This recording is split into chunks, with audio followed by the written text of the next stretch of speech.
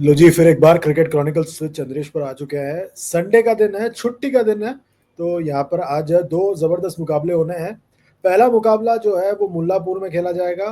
वो होगा पंजाब किंग्स और रॉयल चैलेंजर्स बेंगलुरु। जी हाँ, सही सुना आपने। वही दो टीम जो फ्राइडे रात को खेल रहे थे, वही संडे के दोपहर को पहला मुकाबला इन दोनों टीम के बीच में होगा। और फिर दूसरा मुकाबला शाम को होगा, एल क्लासिको, मुंबई बनाम Chennai, Mumbai Indians versus Chennai Super Kings. So यहाँ पर देखें कि यही चीज हम सब देखने को तैयार है। और देखें कि जबरदस्त जबरदस्त मुकाबला होने को है।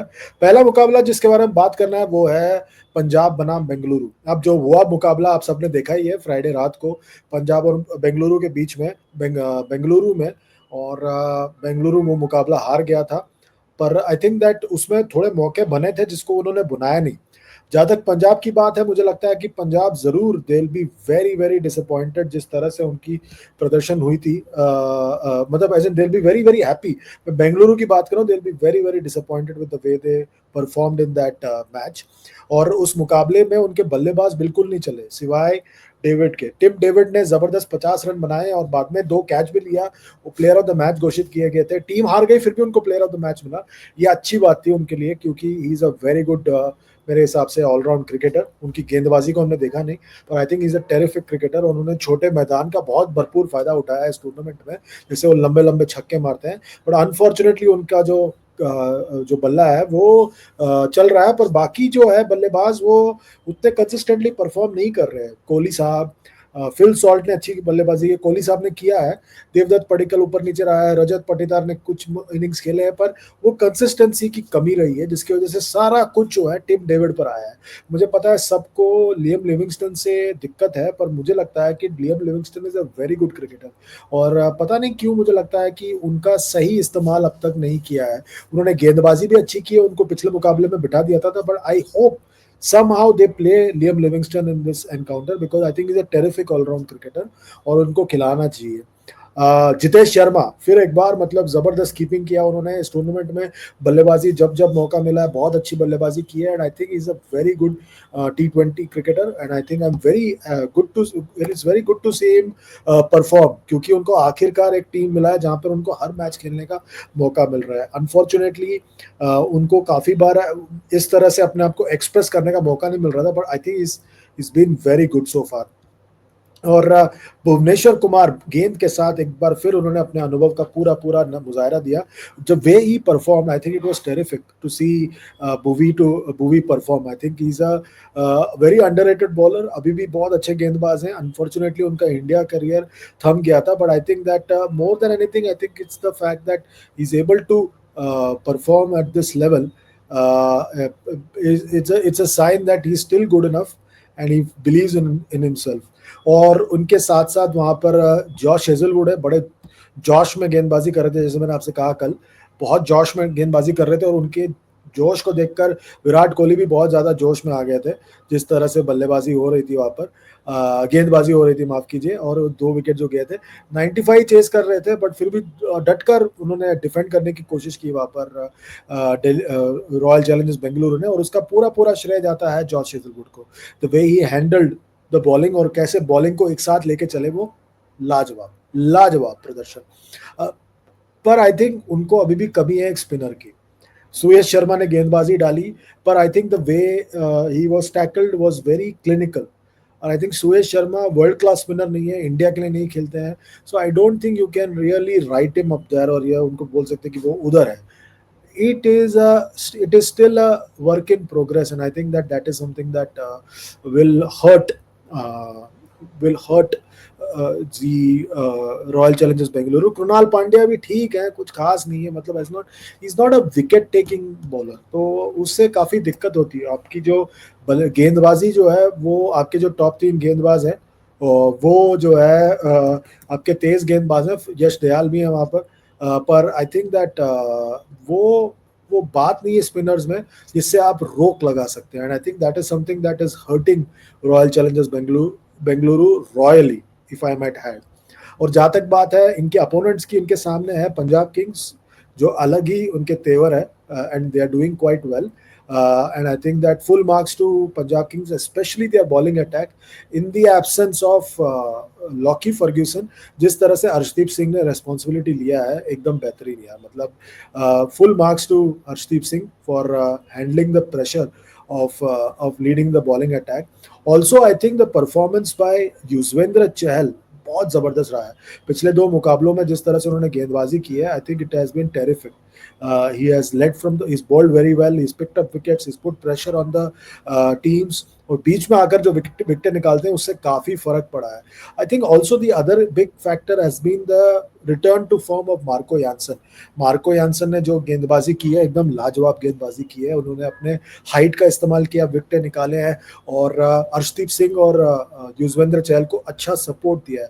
And I think that is a very good sign for Punjab Kings, because Punjab Kings के पास सब कुछ है. उनके बल्लेबाज जो है बिल्कुल जबरदस्त फॉर्म में है और वहां पर टॉप पर उनके साथ जो है प्रभसिमरन सिंह है, जो पता नहीं क्यों वो पिछले कुछ मुकाबलों में उनको एक इम्पैक्ट प्लेयर के तौर पर खिलाया जा रहा है. आई am very surprised by that choice, but I think that Prabhsimran Singh is lot better than what he's rated, because I think that वो बहुत खुल के खेलते हैं, aggressive है, and he's a very decent wicket keeper also. I'm very surprised that Punjab Kings are not utilizing him as a wicket keeper और Josh Inglis का इस्तेमाल कर रहे हैं विकेट कीपर के तौर पर. निहाल वधेरा भी है वहाँ पर जो आते हैं बीच में और बल्लेबाजी करते हैं. जो बेंगलुरु के खिलाफ मुकाबला था उसमें जिस क्लिनिकल अंदाज से उन्होंने बल्लेबाजी की और सुयश शर्मा को टेक ऑन किया, मतलब एक लेफ्ट हैंडर को एक लेग स्पिनर को खेलना आसान होता है, वो बात समझते थे.